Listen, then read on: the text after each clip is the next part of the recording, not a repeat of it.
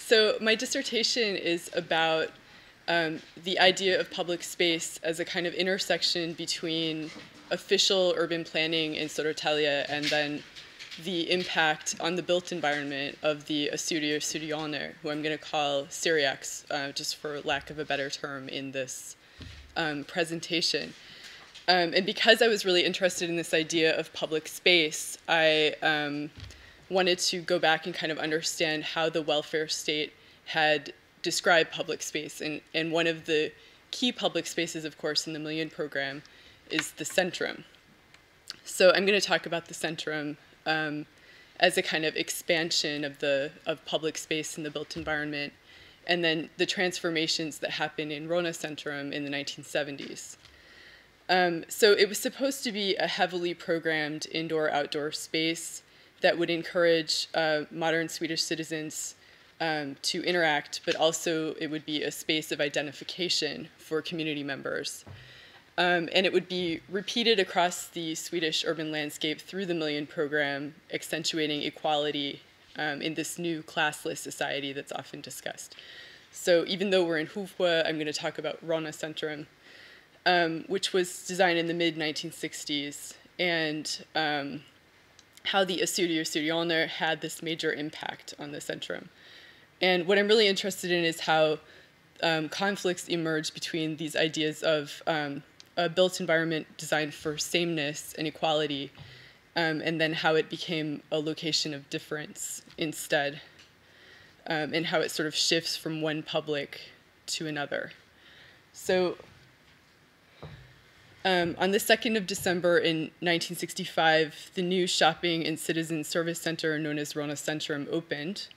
And there was a full-page announcement in Länstidningen, which included the site plan that you see on the top right, with new businesses and services, which included recreational facilities and meeting spaces for organizations and clubs. There was supposed to be a healthcare center, a bakery, post office, dry cleaner, fishmonger, a florist, 2 hair salons, and 2 grocery stores. So the unveiling of the Centrum also marked one of the earliest phases of Södertälje's participation in the Million program. And you know, one thing that a lot of researchers I talked to in other places are really interested in is the fact that the Million program was not intended to be social housing, and that, you know, this was really supposed to be a comprehensive change to the built environment for everyone. So I really see the Centrum as being key in that pursuit. So as I'm sure everyone in this room knows, this national program was an outgrowth of efforts that began in the 1930s, and I've been really interested in this quotation from Stockholm Mayor Harry Sandberg, who proclaimed that good housing nurtures good citizens and happy communities in 1932. And this is just an example of the post-war Swedish housing stock from the 1940s.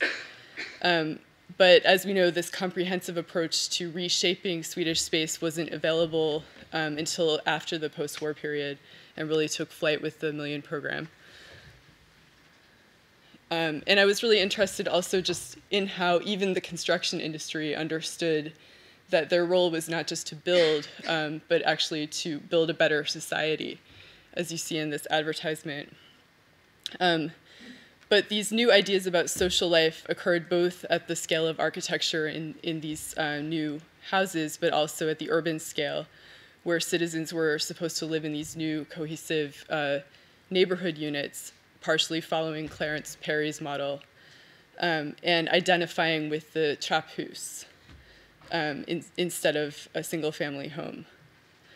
And you know, I was interested also in this idea of the kind of standardization of the home, which you see in these images of the kitchen. And I guess, you know, it's interesting also to look at the research that went into all of these measurements and requirements that builders were required to use.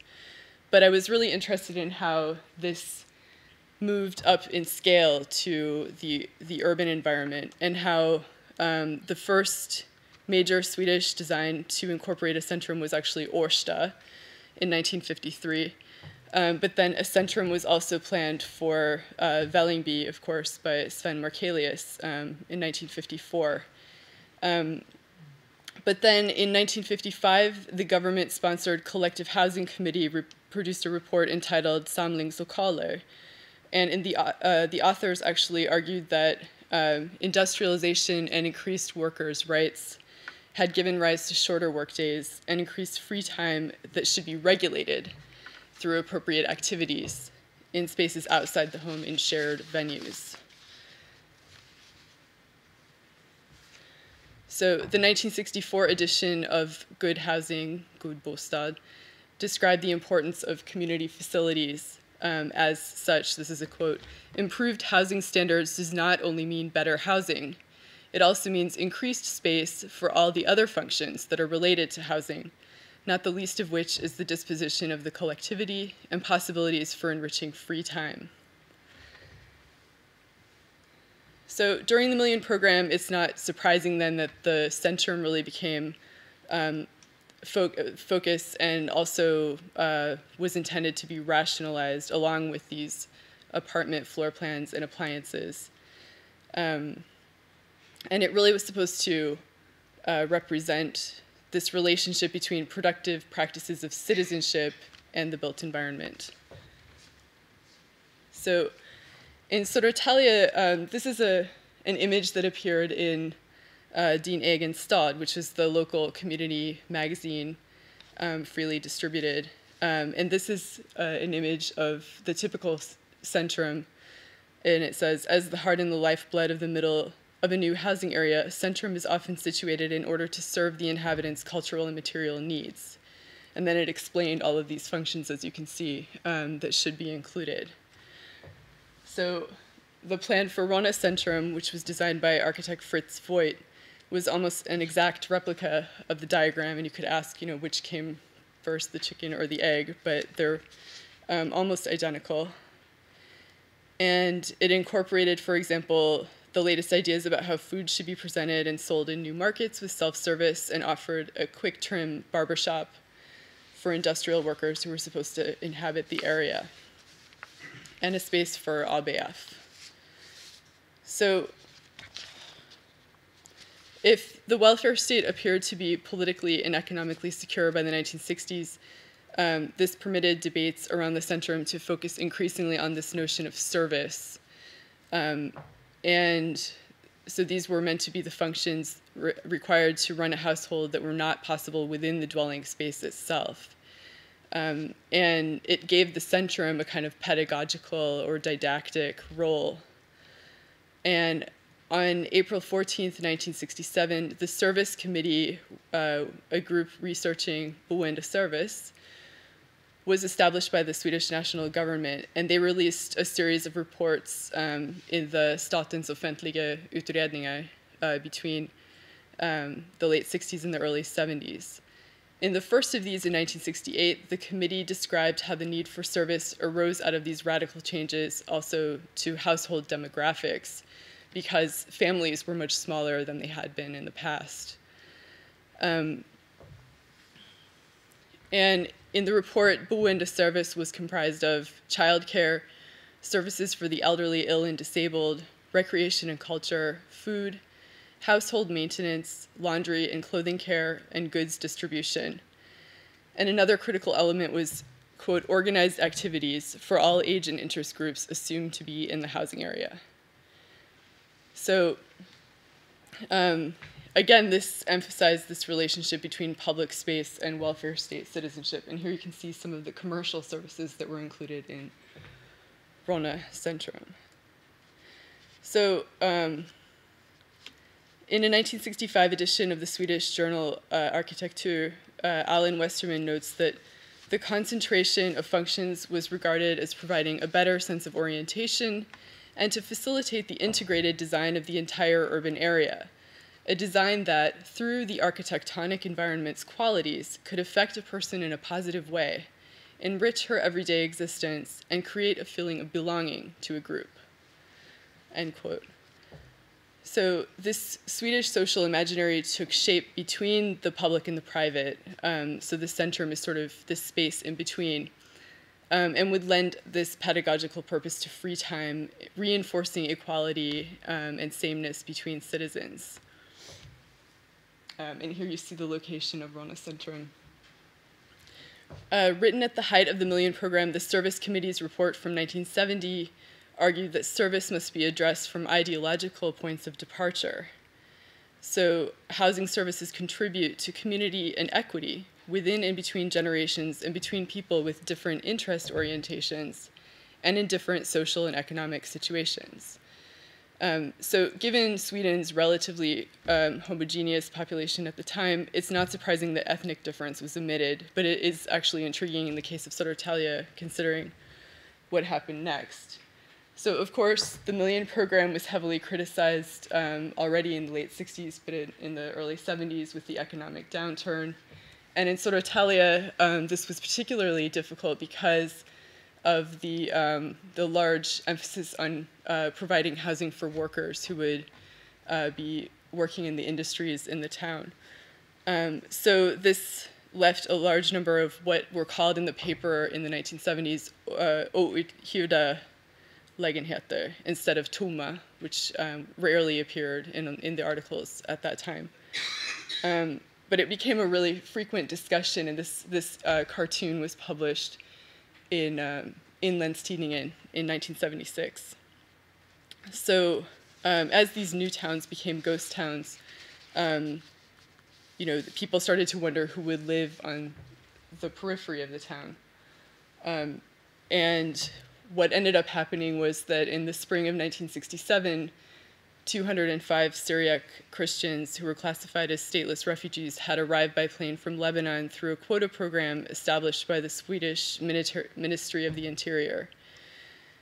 And this group consisted primarily of young people who had previously emigrated from Turkey due both to the difficult economic climate there and their minority religious status.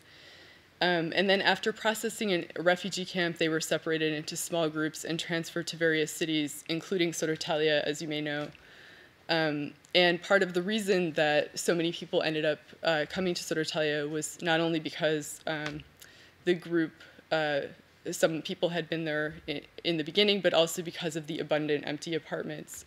And there are a lot of other reasons too, but these are some of the pull factors. And here you see a representation that, that the government provided about this group and how this is supposed to be a representation of their housing before moving to Södertälje, and then till Södertälje, they're clearly in the Million Program. So the town center was no less a victim of these socioeconomic shifts than the neighborhoods around them. And residents were meant to regard Ronna Centrum as this hyper-modern shopping city, which is how it was described in the paper in '65. But as the state decommissioned neighborhood services in the early '70s, it really appeared to have failed completely. So when the Syriac population suddenly expanded, owing to conflicts in Cyprus and the closure of the German guest worker program for them in 1973, they slowly became Ronna's majority ethnic group and numbered approximately 10 to 12,000 by the early 1980s.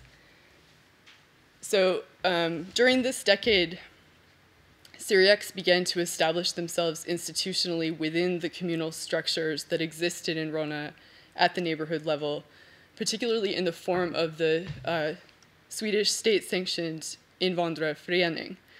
So the Assyriska förening began renting a space in Ronna Centrum already in the 1970s and used the space for social gatherings and celebrations like weddings and the Assyrian New Year on April 1st. So they were using the spatial structure of Ronna, which had been established with these social democratic ideals for their own nationalist purposes. So it was also during this period that the Syriacs attracted the attention of the so-called raggare, and I don't have to explain what that means in this room, which is great. But they are the nativist youth gangs who rode around Sweden in these large American cars, and they started coming to Södertälje and fighting with Syriacs in public space, especially downtown. during the mid-1970s, including Sweden's first race riots, as they're now called, at the Bristol Hotel, and the terror night when the Raggare went around and actually burned down a lot of Syriac businesses in 1980. So, and the Raggare claimed at that time that Syriacs had been seen walking around Södertälje with t-shirts bearing the text, "We're going to take over the town." So because there was so much violence between the two groups, the local police and other authorities actually went around to churches and to the föreningar and advised the Syriacs not to appear in large groups in public space. And some people said that they were literally asked to become as invisible as possible. So here you have the radio documentary on that. So increasingly, they retreated to the new town satellites for social functions. And the Assyriska Förening was expanding and actually took over a larger space from the group Finlandia, which had represented the Finnish Förening when they moved downtown in 1980. And they remained there until the 1990s. But this is actually only one of many Syriac businesses and social organizations that operate from the Centrum. In fact, since the 1970s, the Centrum has increasingly become a representative space, not of the homogenous post-war Swedish middle-class living for which it was designed, but of this particularized Syriac Christian contemporary group identity. So, although the Centrum and its service spaces appear to be architectonically rigid, the Syriacs began to metamorphose those spaces to reflect their own needs little by little, starting in the 1970s. But what I think is interesting is that even so, the Centrum's design has prevailed. Although apartments were added in the 1990s over the top, the square's service structure remains virtually the same as it was in 1965. So it's really just new signs and color schemes, symbols, markers, and physical displays that alter the surfaces of the spaces, even when the structural walls and window placements remain largely untouched. So more than that, Syriac programming appears to conform to the original designs in surprising ways. So today, spaces that were designed for a youth club and other social organizations in Ronna Centrum house various social clubs, cultural clubs. And the grocery store that opened in 1965 maintains the name that it had then, Ronna Leaves, but it now sells almost entirely imported products. St. Olaf's, the Swedish church in Voigt's original design, became the Syriac Orthodox Church St. Gabriel's in 1995. Its new altar space is separated with the traditional tripartite scrim, and the adjacent ABF space, which you can see at the very top of the plan, has been added on. Hairdressers are located in the same salon spaces of the original design, where barbers would use modern razors for buzz cuts. Today, they specialize in the complicated women's hairstyles required at Syriac community weddings and baptisms. According to one of my informants, that's where the hairdresser who just came from Syria has some tricks up his sleeve to make you look like you just came from Damascus. So there's really this kind of transformation of the quality of the hair service, but not the actual program. So, so Ronna Centrum is somehow flexibly generic, even as it was designed to reinforce scientifically condoned ideals of public behavior. The absence of the imagined universal Swedish subject required its change. So both spatially and socially, this permitted the seepage of this particularized identity into the Centrum. So new signs, new speeds for hair treatments, and new forms of religious practice have shifted its symbolism and clientele, but its walls and pavements remain very much like they were when it opened in 1965. So I find it interesting that in the contemporary Swedish media, that the Ronna Centrum and Ronna itself are often negatively described as segregated spaces. In media accounts, the Centrum is only perilously public, a kind of hornet's nest where this infrastructure is being criminalized by gangs through cultural associations that are actually described as illegal gambling parlors.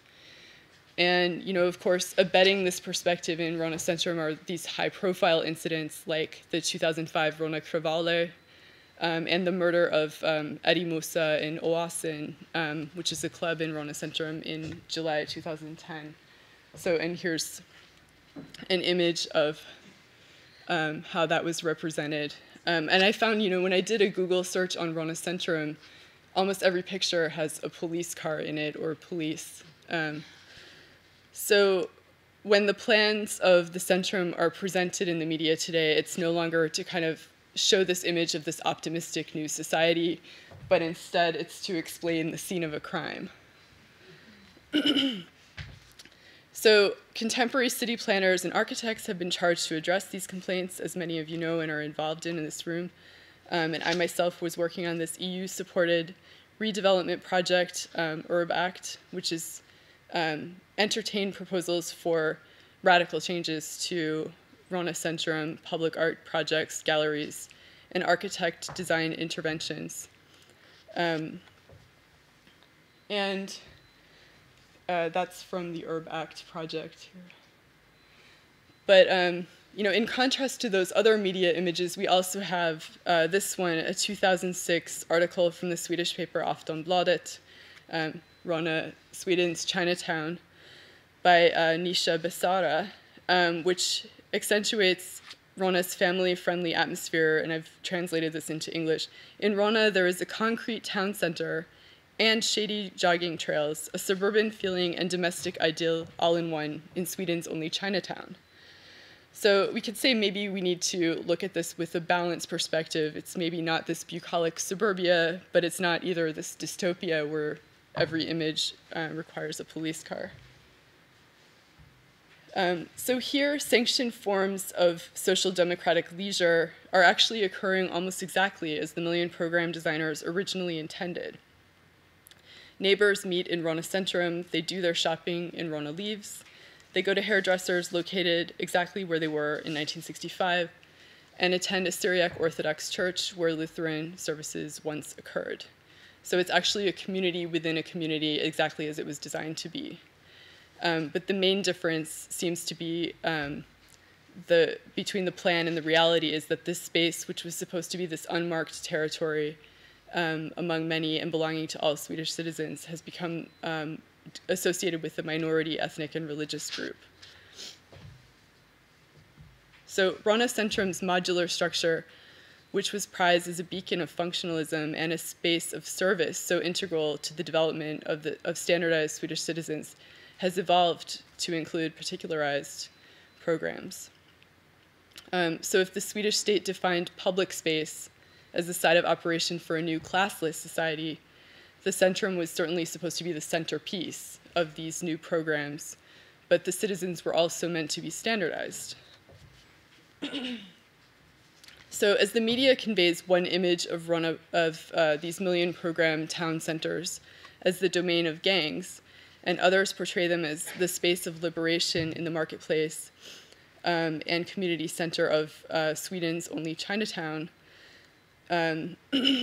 there's this kind of disparity between the images. In Ronna Centrum, New Swedes paradoxically instantiate difference in spaces designed for sameness, resulting in a kind of hybrid space where the ideologies of citizenship in a Scandinavian state and a Middle Eastern diaspora have intermingled, even as the original form of this important welfare state leisure space remains perhaps curiously the same. So I think, just to close, that it's interesting to kind of ask what the terms of its success or failure are, because according to what modernism set out to do in this space, it actually seems to have succeeded. So perhaps it was more flexible than it usually has been described.